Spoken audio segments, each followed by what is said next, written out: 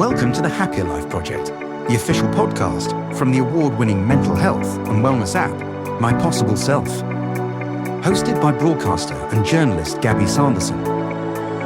Hi, I'm Gabby. Welcome to the show. Today's episode is about something so many of us struggle with: feeling stuck in patterns of overthinking, self-sabotage, or settling for less than we deserve, especially when it comes to romantic relationships. My fantastic guest is Sabrina Bendory, author of Detached: How to Let Go, Heal and Become Irresistible, which is a transformative guide for anybody ready to break free from these cycles and reconnect with the most grounded, powerful version of themselves. Sabrina is a writer, relationship expert and coach who's helped thousands of people stop chasing love and start attracting it by becoming truly confident and self-assured.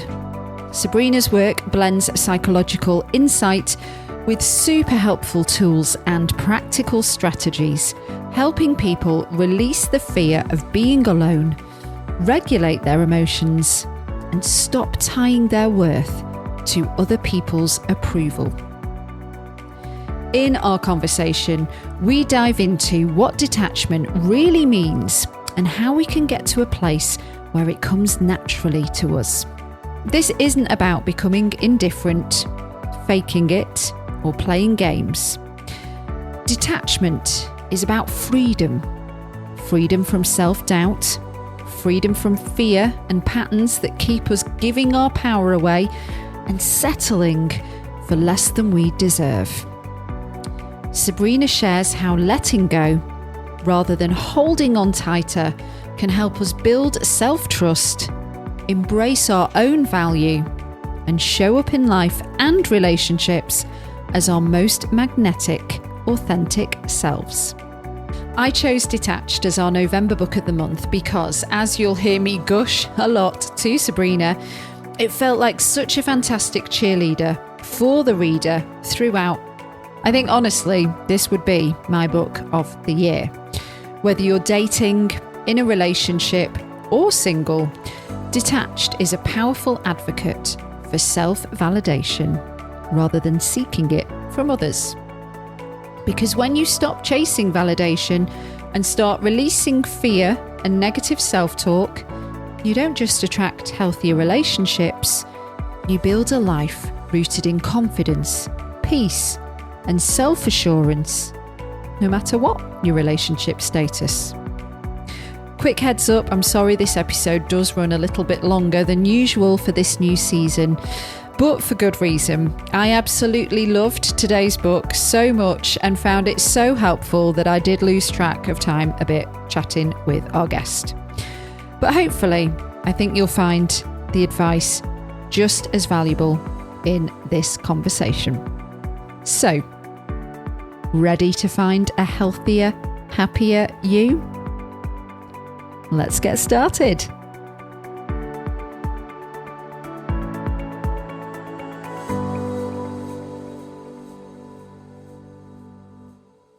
Welcome, Sabrina Bendory, to the Happier Life Project podcast. So excited to be talking to you. Me too. Thank you so much for having me. Well, thank you for being a guest and thank you for writing this book, Detached, because it has become my new Bible. And I'm not just saying that either. I was actually reading it thinking, because obviously this is a mental health and wellness podcast and part of a mental health and wellness app, but like the way you get into the psychology of dating, relationships, detachment and all of that stuff, it feels like you're coming from some kind of clinical psychologist, scientific background. Is there any truth behind that? So a little bit. It is. Okay. I majored in psychology in college, and the rest of my learning is through my life. I mean, I've pretty much been studying human behavior and relationships for half my life now, probably more than that. I mean, since I was 18 years old, and I've always been fascinated with human behavior, especially when I was younger and I was getting into relationships and I was just being blindsided and hurt, or like I would think something was going one way and it would completely go another. And I'm like, I'm intuitive. I understand people. How did I not see this? So that began kind of this like desperate quest to understand relationships. And I kind of thought that would give me the upper hand or give me a sense of control, which obviously was a bit misguided. I started doing this when I was very young in my early 20s. What I realized was missing was a solid foundation of self-worth within myself. So my career kind of shifted, but the whole beginning was just research, understanding psychology and attachment styles and and men. A lot of it was just trying to understand men. I'm like, if I can understand them, maybe like I'll stop being hurt by them and I will stop getting my heart broken. So that's all where it came from. But yes, it's always backed by research and science. A lot of the time I'll have like a hunch on something and then I'll just look into, I wonder if this has been studied. And I mean, usually everything has been studied pretty much. And just to see like what the science says. And I'm just so endlessly fascinated by all of that. When I think about like mental health, and you must see this a lot, you know, when somebody's really struggling, we can turn to relationships as the thing that's going to save us. And actually, like your whole book is about doing the opposite, really, and saving yourself. But yeah, I mean, I don't know if you want to say anything on that before we get into the whole premise of detachment. Right. Look, your partner can absolutely enhance your happiness, enhance your well-being. But if you are looking to a relationship to give you that, to give you your sense of worth, which a lot of us do without consciously realizing it, it's not going to take you to a good place. It's going to lead you to kind of replaying familiar dynamics. A lot of the time, our attachment wounds come from our childhood. And because we're not conscious of those old wounds that we're still hanging on to, we tend to be drawn to people who remind us in some way, again, this is subconscious, of the parent we had a difficult relationship with.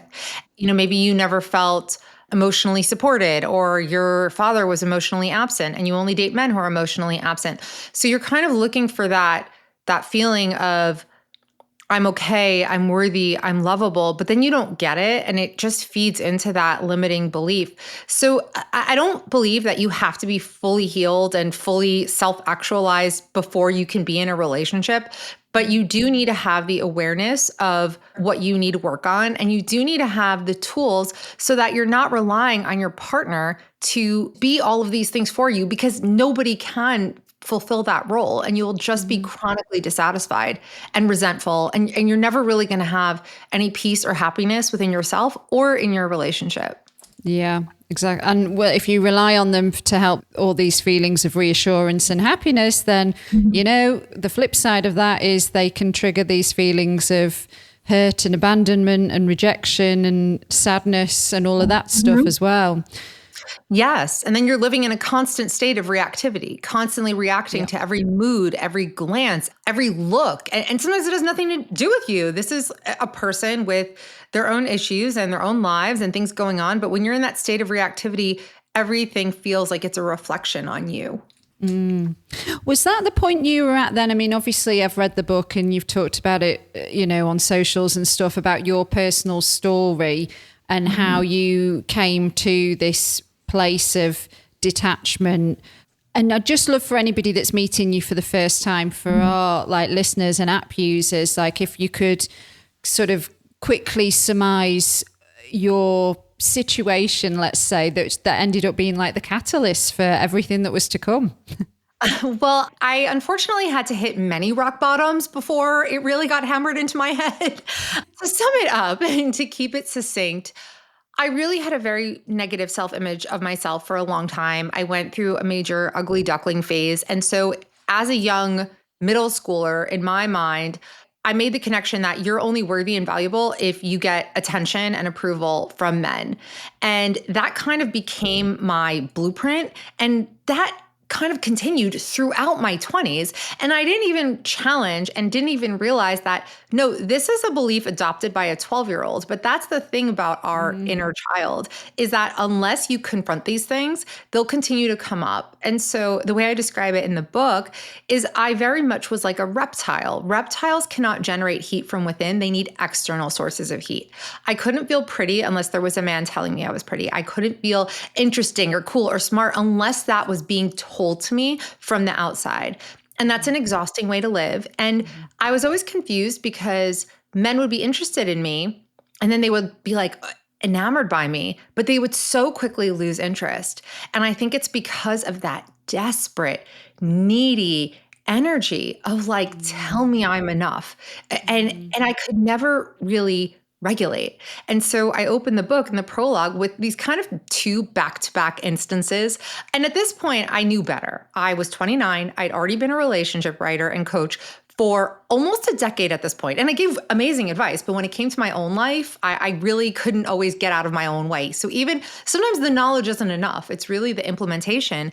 And there was just this one guy. It's like so embarrassing almost. I went on 2 dates with him. He ended it with me and he called me. He didn't even ghost me. He was very much like, you're wonderful. I just don't see this. And I could not let it go. I had to make this man love me. I just couldn't let it go. And I spent almost a year and we ended up in not even a situationship. Calling it a situationship is generous. It was like a step below. I don't even know if there's a name for it, where I call it, I think in the book, a delusionship or a pathetic. Yeah, that's good. Right? And I was just on this desperate quest for him to choose me. And anytime I would see him, because we lived near each other and we had overlapping friend circles, so I knew that he's somebody that I would run into, I would look my best and I'd be super flirty and seductive and I would present myself as this high value woman, and he would flirt and maybe we'd hook up, but then he would disappear again. And I kept coming back for more. I couldn't even blame him because I was doing it. Then finally I woke up. I was like, what am I doing? I'm worth so much more than this. But then I immediately made the same mistake again by getting overly attached to this other guy that like I didn't even really know that well. We never even met in person. We were met through an app and we were talking on the phone. And after a few phone calls, he was just like, I just don't see it. You're great, wonderful, blah, blah, blah. And again, I got overly attached. And after that, I was like, I'm not doing this anymore. I am not going to allow myself to turn 30 and continue behaving like this. I can't. And I went through this whole overhaul. And it wasn't like, I flipped a switch and everything changed. I had so many tools by this point, and I had been in the self-help space for so long. I finally started implementing, and I finally decided I just can't do it like this anymore. This is just, I just can't. And it's not an easy thing to do, I think, to get to a place of detachment and magnetism and all that stuff that we are going to get into, but just this self-acceptance and self-worth so that you're not relying on that validation from elsewhere. And also there's the other factor that societal and cultural influence says that we should be settled down with somebody, and that, most romantic movies are about being chosen. Right. So that suddenly becomes like this brainwashed notion that most of us have, that we want to be chosen by somebody without thinking to choose ourselves. Mm-hmm. And when you get so wrapped up in being chosen, you lose yourself. People need to realize that movies are not designed to be a blueprint for healthy relationships. They're designed to entertain us. And what's entertaining is conflict and adversity. I mean, in The Notebook, Allie probably would have been much better off with Lon. He was like the safe choice. But nobody wanted to see that. We wanted to see her with, oh my God, why am I not even remembering Ryan Gosling's name in that movie? It was a long time since I saw that movie, but yeah, we're all with you. Noah. It was Noah. We wanted to see her with Noah because they had to fight and there were obstacles. Like, that's what we want to see. But true love is pretty effortless. It's not to say that relationships don't take work. They absolutely do. But the work doesn't come from, does he like me? How does he feel about me? Is he going to commit to me? Is he serious about me? All of those things are pretty much a given. You don't need to convince. You don't need to perform. You don't need to mold yourself to be something that you're not in order to get the relationship. And if you are in that position, it's not the right relationship. It's not the right person for you. And I think that's when a lot of people will know that deep down, but then the fear comes in and it's just too scary to let go and walk away. I know. Absolutely. I know. But you need to choose your heart, right? I mean, I feel like this is like a common expression now because it's all hard. It's all hard. Being single is hard. Being in a relationship is hard. Choose your heart. Kind of holding yourself back, not putting yourself out there, not approaching that person you're interested in. That can be very hard. It's safe, but it's hard. Yeah. But and actually getting out of your own way and taking a risk and putting yourself out there, that's also hard.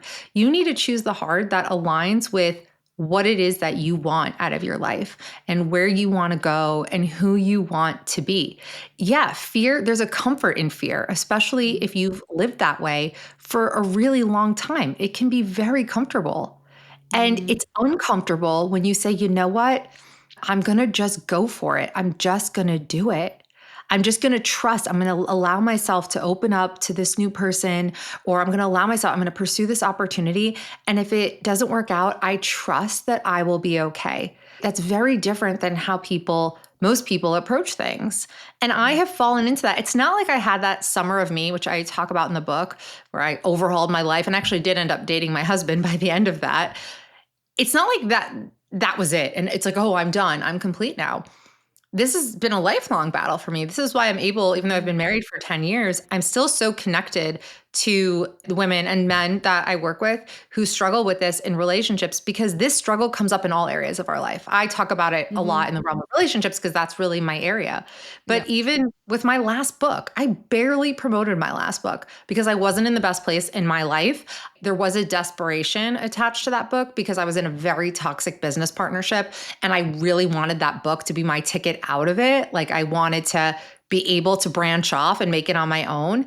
There was also a fear of, what if it doesn't do well? You know, I didn't reach out to any podcasts to be on them. A few people reached out to me. With this new book, I'm like everywhere. I'm like, oh, give me a mic. I want to talk about this. And that again was fear. It was fear. It was fear of, I'm going to hold myself back because I'm too scared to put myself out there, because what if it doesn't go the way I want it to? So instead, it's not going to go the way I want it to because I'm keeping myself safe and restricted. But I can hold on to this belief that, well, if I had put myself out there, then maybe things would have gone different. And there's a comfort in that. So there's a comfort in feeling like if I hold myself back, at least I know I can tell myself, well, if I had gone for it, then things probably would have worked out. But if you go all in and it doesn't work out, well, then what? Then what? You know, there's that fear of like, what if I just will feel like a complete loser for not being able to get this person, get this job, get the money, whatever it is that we're attaching to. That's the thing. We get so attached to these externals. Yeah. Oh, and like you pointed out in the book as well, people can feel it. You know, you said, when people attach to you and you get the ick and you're like, oh God, no, they're being really clingy. You can, I mean, that's more obvious, but like there is a sense, isn't there, when somebody is coming across a bit desperate, and like you said, not just in relationships, but in other areas as well, you can kind of tell where you're like, dude. You can 100% tell. I don't even know how it works.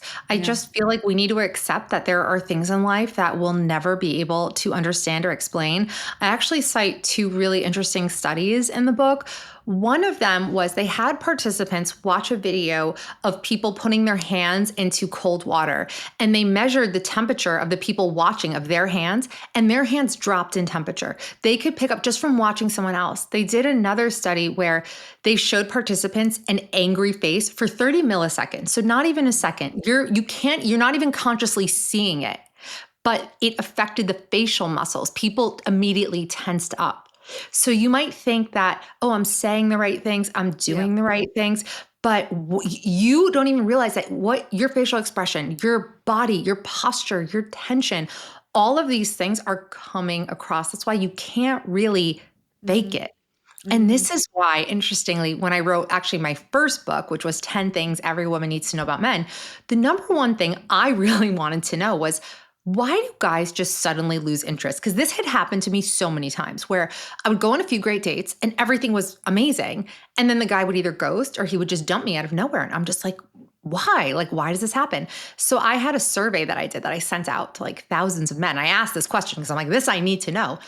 And the most popular answer, I mean, sometimes they had tangible things like she complained too much. She was always talking negative about people, things like that. But the most popular answer was, I don't know why I lost interest. It was just a feeling. It was just a feeling of like, I'm not feeling drawn to this person. And a lot of the time the guys will say, she was wonderful.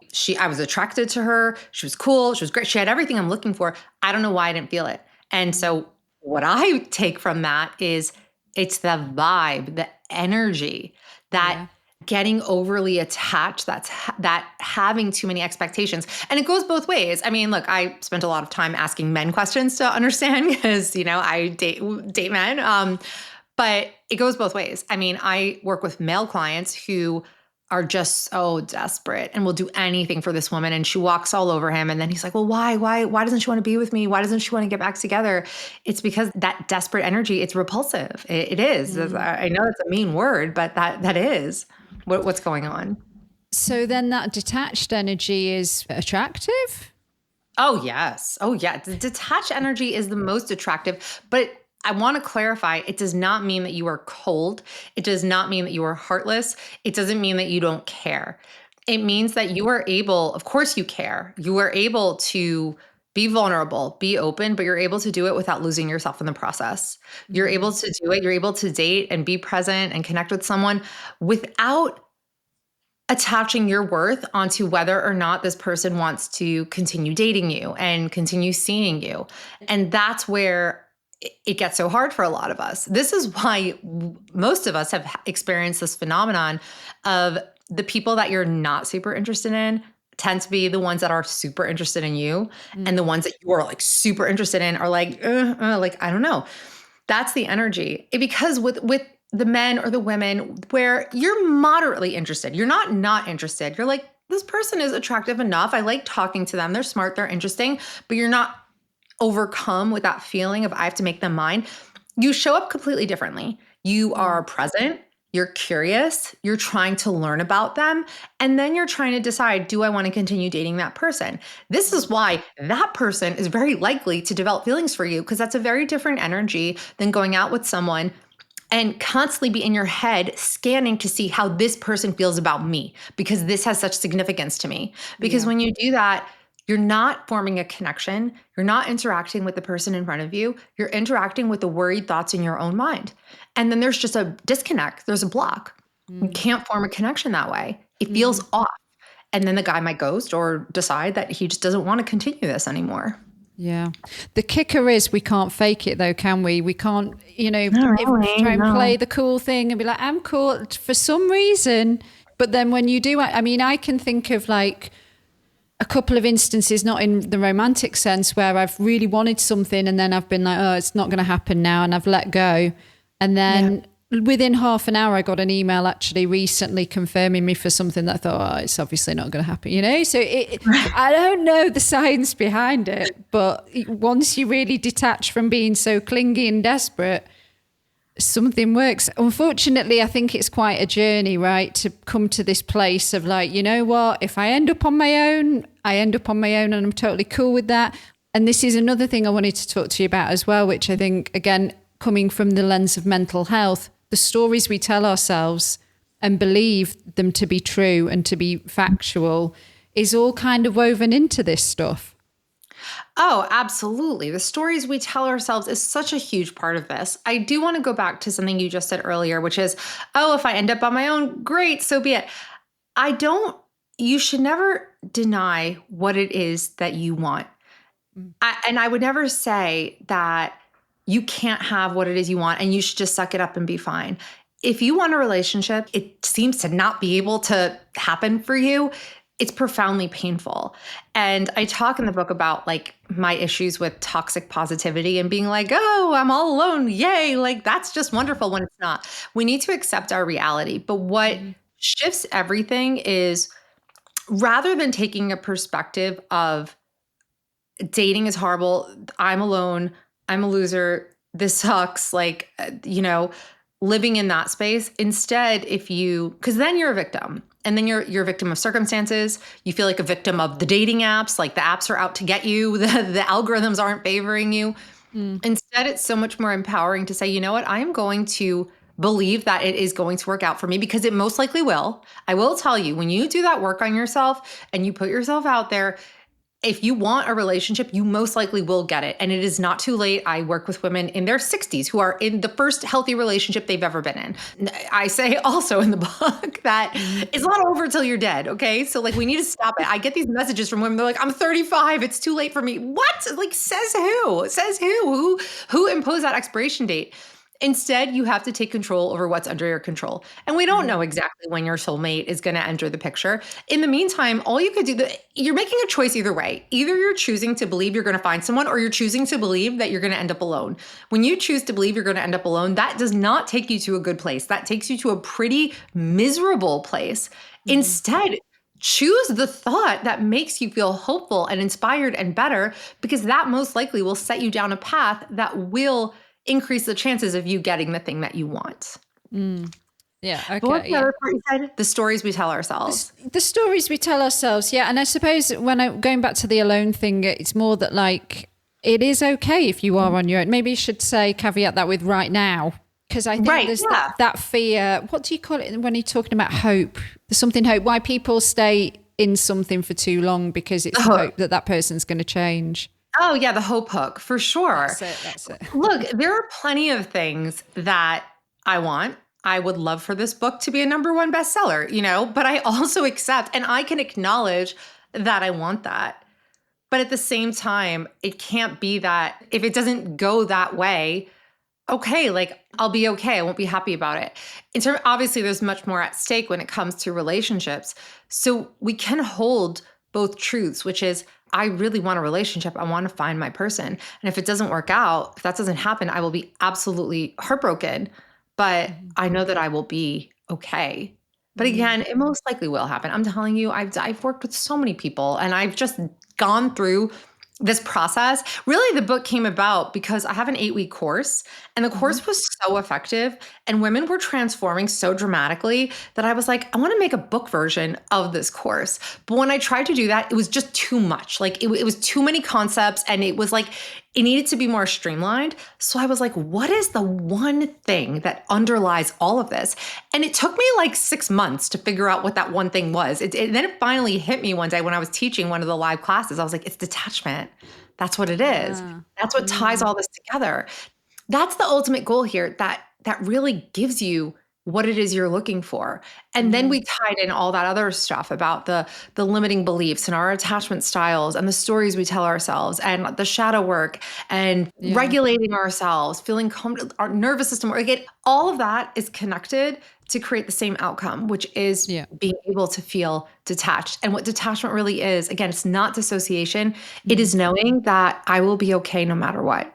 Yeah. And, what you were referencing just then when we're talking about like negative self-talk or, beliefs or any of the things that basically affect most of us, like, again, just kind of running through the book, it's like you're almost in the head of most people, I think, because even, when I'm kind of getting to that point of like a negative thought, then you're already responding to it and reframing it and making me go, oh yeah, actually, no, that's, it's like you're kind of anticipating what people are going to think, which is, I'm not good enough, or happens to everybody. Oh, I'm giving more obvious examples now.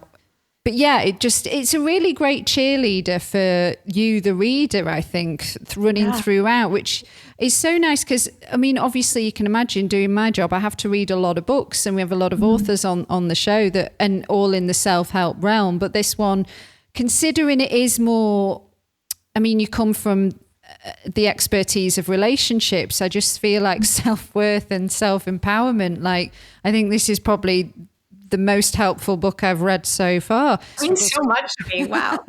I keep going. It's truth. But yeah, I mean, maybe a lot of my struggles comes from in the relationship side, and that's why. But no, I don't think it is that. I think it's just that, honestly, the way you come across, really. Yeah. Thank Hence the you. fact it's a book of the month for us. I really, really appreciate that. And I will tell you, about a month or two ago, I was going through it. I was having a really rough week and my mindset wasn't the best. And I wanted to go through the book just to pull out quotes to put on Instagram. So I'm going through my own book, my own words that I wrote. And I was like, I feel so much better now. Like me who wrote the book was able to like give me the advice. And in terms of self-help books, I can't even tell. I've read so many and I have not finished so many because I get to a point where I'm like, okay, like I've heard enough, like, and I didn't want this book to be that. I wanted it to be, we're building the concepts one by one. And I wanted it to be actionable because it's not a lack of knowledge. Like most of us know what to do. If lack of knowledge was the problem, I mean, all of us would have six-pack abs and perfect bodies because we all know like how to lose weight and get in shape. Like who doesn't know? We all know, but we're not. The problem is the emotional blocks and the problem is the implementation. And so I really wanted this book to be so digestible. I didn't want it to be something where I'm droning on and you're like, okay, like I get it. Like move on already. I wanted it to be, okay, I get it. This makes sense. This is digestible. And then at the end of each chapter, I have exercises that you can put into practice to really integrate everything. So I really like, I really don't like, out of all the self-help books I've read, I think maybe two of them have actually caused like a shift within me. So I really tried with this book to make it fun, but also something that really causes you to reflect and also to help. I felt so emotional at the end of this because I was like, if I read this book when I was in my 20s, my entire life would have been different. Obviously, all's well that ends well. And I'm happy that I went through that because it brought me here and like all those things. But I'm like, I wish I knew that all of this sooner, but I didn't. I had to learn all the lessons the hard way. And my gift, I guess, is being able to write about that and share that in a way that people can relate to and hopefully get the love and feel good about themselves. Cause it's so much more than just relationships. It really extends to everything, all areas of your life, I use some of these principles as a mother, just with my kids, in terms of the reactivity. And also your kids are also reflecting back to you, like how good of a job you're doing, or at least it's easy to interpret it that way. Yeah. And so everything that I talk about, even though obviously I've been out of the dating realm for so long, I still use all of these tools every day in my life as an entrepreneur, as a mother, as a writer, all of the things.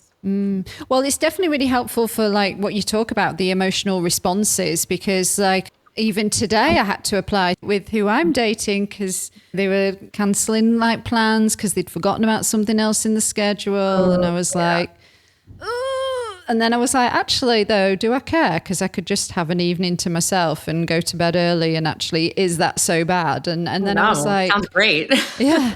And then I was like, so why was my first reaction so like, I feel rejected, or not prioritized? Your book made me stop and think of that rather than like, then you start spiraling. And those negative thoughts, they just multiply and they attract even more negative thoughts. Him pushing back the plans. Yeah, it's very easy to get reactive in that moment, especially when deep down in your subconscious, you have a belief that people are going to leave. I'm not really deserving of true love. And so the mechanism in your brain that picks up on these little things is called the reticular activating system, which is basically anything you're already thinking, you're going to find evidence of that everywhere.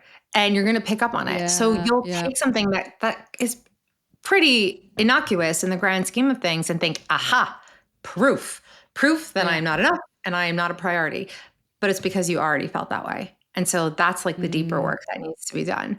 And creating that space. More than anything, anybody who's prone to anxiety or especially anxiety in relationships, you have to practice the power of that pause, which is rather than reflexively reacting, which tends to get people into trouble. That's what causes you to send that angry text, to lash out at him. Take space, pause, breathe, maybe go into a new room. I talk about in the book, like the science behind that kind of like resets your brain. Take a walk, regulate your nervous system, access safety within yourself, because that's what detachment's about. It's not really because you're relying on him for safety. You want him to text you back and say, I love you. You're the greatest thing in the world. Everything's okay.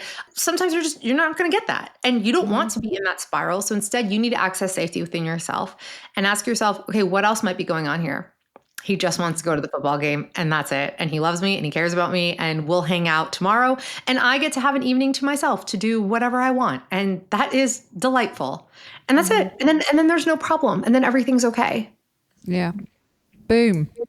Boom. What's one powerful takeaway for you from the book that you hope every sort of reader / listener of this podcast at least remembers? That you have so much more control over your life than you even realize. And so many of us are living in a state of reactivity. We're constantly reacting to the outside world. And instead, you can cultivate the inner world that you want, and then the outside world will reflect that back to you. And I know that it can feel like we are victims of circumstances and that we don't have control, but there are some things that are outside of our realm of control. But it doesn't have to be the way that it is. It really doesn't. And this doesn't have to be such a hard and long, intense battle. You can actually dramatically change in a very, very short period of time. One of my favorite stories in the book, I forgot what I called her in the book because I change all the clients' names. Yeah. I forgot what I called her. I know her real name. Okay, but the story, you'll remember it because there was a girl, she was 25, who started working with me, and she had recently been diagnosed with cancer. And the same week, her mother was diagnosed with cancer, a different form of cancer. And this girl really wanted to get married, and she was going through an egg freezing process just in case the cancer treatments would ruin her fertility. And she was pretty much at rock bottom. She was feeling the lowest of the low, absolutely hopeless. And on top of everything, she had been seeing this guy, and they weren't officially boyfriend, girlfriend, but she really leaned on him during this intensely difficult time in her life. And then he dumped her and she was like, I feel nothing. Long story short, I mean, just working together for 1 month, by the end of it, just shifting her mindset, her perceptions, her perception of herself, and her just really pouring into her strengths. I mean, like so many things. And I talk about it in the book. By the end of that month, she was like, you know what? My circumstances haven't changed in that I still have cancer. My mom still has cancer. She's actually doing very well, fortunately. Now, but her mom still has cancer. She's like, I'm still single. She's like, I feel on top of the world. I feel like I can do anything. I feel incredible. And let me just tell you, I was actually still working with her while I was writing the book. And when I wrote her story in there, I was so tempted to write, she's now in a happy relationship, because I knew that she would be. But I was like, no, I can't do that because it's not true, right? It's not true yet. But I was like, I know that she is going to find someone. I just felt it. Yeah. Anyway, the book goes to print and she texts me. She's like, Sabrina, oh my God, I have a boyfriend. He's incredible. I'm so happy. I'm like, God damn it. I knew that. I very much remember that story in the book. And I did actually love the fact that it wasn't about, because again, going back to what we were talking about movies and the happy ending, it was like, actually, she's great on her own. She feels great on her own and everything. I mean, obviously I'm delighted to hear that she's got somebody now and, but I thought it was just other really people important. have said that. I totally agree with you. And you know what? Maybe it was meant to be that it was literally as soon as the book was finalized that she texted me. I'm like, you know what? That is how her story was supposed to wrap up. She had also started a nonprofit for cancer and for girls experiencing what she was with like the egg freezing and all of that, and really turned everything she was going through into this sense of purpose. But I agree with you. And I think it's because she found such peace within herself and such acceptance of what she was going through. And she knew, okay, like, I'm going to fight this. I'm going to win. Everything is going to work out. And she was feeling so good about herself. I think that's what set her up for finding that person. But I totally agree with you. Even if she wasn't in a relationship right now, that story was a success and it was a win. Yeah. And it was just one of my favorites. Totally. So you're saying basically it doesn't matter what your background is, what you look like, where you've come from. Everybody who commits to doing this work can feel better about themselves. Yes. And then I'm going to say what's the opposite of being a clinger? It's detaching. It's detachment. I mean, look, I am someone who lived in misery for most of my life. Misery was my home. It was my comfort zone. And nobody wants to be miserable, but there is a comfort in the familiar and happiness. And when things are going too well, that even to this day feels suspicious to me. Like I'm always like, and I'll catch myself like something's got to give. This is, this can't be right. And so that was the fight of my life. And that's why I know that you can learn. Happiness is a skill. It's not something that happens. It's not something that comes about because you got the boyfriend, you got the perfect body, you got the bonus check or whatever it is. It's a skill. It's a choice. And it's a choice it's a choice that is comprised of a multitude of choices that we make every day. And that's where your power is. And I know, and I can confidently say that, yes, if you implement all of this, you will change. And the way that you feel about yourself will completely shift, because it's not just me. Like, I have used these exercises and principles on so many women of my clients. And I meet with these people every single week and literally watch the expressions of their faces change as they start to let go and as they start to have these realizations. And I always tell people when they work with me, I'm like, I will never guarantee that you're going to find your soulmate by the end, although that does happen a lot of the time. I will guarantee that the way you feel about yourself, if you show up, like, I obviously can't do the work for you. If you show up and you follow and you do it, you do your homework, you do your exercises, you will change. And the way you feel, you will be confident, you will have self-worth. The way you navigate the world will be completely different. And that's true. And I see it time and time and time again. I'm totally sold because I've read the book, and I know you've got the course as well, which you referenced. So I have two options. One is an 8-week course, which is pretty intensive, and you work one-on-one with me very closely. Obviously, that's a more expensive option. But then I have an Inner Circle membership that is $36 a month. You are in a group chat with me, and I'm answering questions, providing motivation, inspiration. But you also have access to all of my master classes, mini courses. So not the big main flagship course, but everything else. I've written 17 ebooks. So all of that is in there. And then we also once a month do a live call or workshop, and the topic is always different. It's your chance to ask me questions. I do like group coaching, teaching, and it's wonderful. I've just created so much over the last 16 years that I needed somewhere for it to all live. And so that's much more. You can go at your own pace, but there's so much in there for whatever it is that you're dealing with. Well, it sounds pretty awesome, I have to say. The book is probably the first entry point, and also you've got a podcast as well, but then like maybe the next thing would be the course, and people can explore or further, the membership. But yeah, you've got loads of content out there. We do this signature sign-off called the Happier Life Project /5 in 5. It's the same 5 questions I ask every guest to conclude the episode. When and where are you at your happiest? I'm at my happiest when I am with my children and my husband, and the kids are all getting along, and and everybody is happy. Then I'm at my happiest. Like, when your children are happy and loving each other, bliss. What's your favorite thing to do that nourishes your mental health? Reading. I love to read. I think reading also is one of the only activities where you can't do anything else while you're doing it. Like, it's not like watching a movie and you're like scrolling on TikTok. When you're reading, you are in it and you are present in what you're reading. And it is, this is my favorite thing in the entire world to do. What piece of advice do you now know that you wished somebody would have told you earlier that would have made you a happier person? Watch the way you talk to yourself. Most of us would never be friends with somebody who talks to us the way we talk to ourselves. What is the most important one thing that needs to change to make the world a happier place? One thing that needs to change to make the world a happier place. That's a tough one. I think that people need to be more compassionate and understanding. Instead, what we do is we look at people as a reflection on us, rather than seeing that everybody has their own story and their own hurt and their own pain. And that's the perspective that they're coming from. I think that is what will make the world a happier place, because there are so many people that are just so quick to judgment and anger and just being so mean and nasty. And as somebody who is like I guess like a public person online, I see it all the time. And I'm like, where is this nastiness coming from? It's usually just projections of the way we feel about ourselves. So that's one thing. But I mean, for the world to be a happier place, we got a lot of work to do. We've got so much work to do, What is a simple, actionable first step that we can take when it comes to the art of detachment that will help us on our mission to building a happier life? Wow, what a great question. A simple and actionable step. we have to work on our relationship with ourselves. And so the first actionable step is to create a picture for yourself of the life that you want. So yeah, this is step one. This is where I always start with my clients.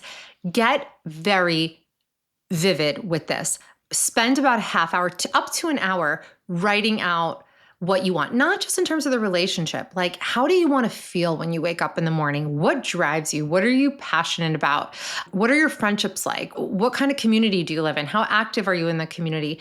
Really create that vision for who you want to be, and then model your life around moving closer to that goal. For example, I'll have clients that are like, oh, like I'm just messing around with this guy. Is that such a big deal? Like when a guy that I like comes along, then I'll just ditch that guy, go for him. And I'm like, is this like guy you're just messing around with? Is that taking you closer to this vision? And it's like, no. So it really helps you stay anchored. So I would say create that vision. But more than that, so I know this is a long answer. More than that, visualize it every day. It's not about getting caught up in like, oh, he has to be 6'5" and full head of hair or 7-figure portfolio. You want to get used to the feeling of what that would be like to be loved in that way and to feel really good about yourself. Now, why is this important? It's because a lot of people don't really believe they could have the thing because they've never felt it before. Like the other day, a client of mine was saying, she's like, it's hard for me to believe I'll ever find true love because I've never had it before. And I'm like, well, it's not hard for me to believe I'll be a multimillionaire someday. And I've never had that before, but like, I can believe that and I can think about what that would feel like. If you create the feeling within yourself, then when that healthy relationship arrives, it won't feel so far into you. You won't feel suspicious. Because the reason a lot of us self-sabotage is that it feels unsafe because it's so past our comfort zone. We're not used to things working out for us. We're not used to the healthy guy, the available guy wanting to be with us. We're used to the scumbag. And so we don't trust it. So you really want to get comfortable with that feeling and knowing deep down that I deserve this. This is what's meant for me. So that when it does arrive, it will feel like, yeah, I know, like this tracks, this makes sense. That's a great answer. Thank you so much for sharing. Of course. Yeah. And thank you so much for this conversation. Honestly, it's been fab, which I knew it would be because I've read the book. Thank you. Again. Thank you for having me and all your kind words about the book. It means so much to me. It's such a undertaking to write a book, and hearing feedback like that just really means so much to me and is just so, rewarding. It makes it all worth it, all the many, many hours and sleepless nights of putting it together. Detached, How to Let Go, Heal and Become Irresistible is available in all the usual book places. Mm-hmm. Yes. I don't know about which stores it's in, but you can definitely get it on Amazon and Shop Catalog. Mm-hmm. And there's links on your website as well, plus the courses that we mentioned. Plus, if you're interested in the Inner Circle group membership or one-on-one coaching, it's all under sabrinabendory.com. We'll add the links to the episode show notes as well. Is there anything else you want us to point towards? Just my podcast, You Will Be Okay. And yeah, that's it. And my socials are TikTok, YouTube, and Instagram is all at Sabrina Bendory. And we'll add those to the show notes as well. Thank you again. Of course. Appreciate it. This was so great.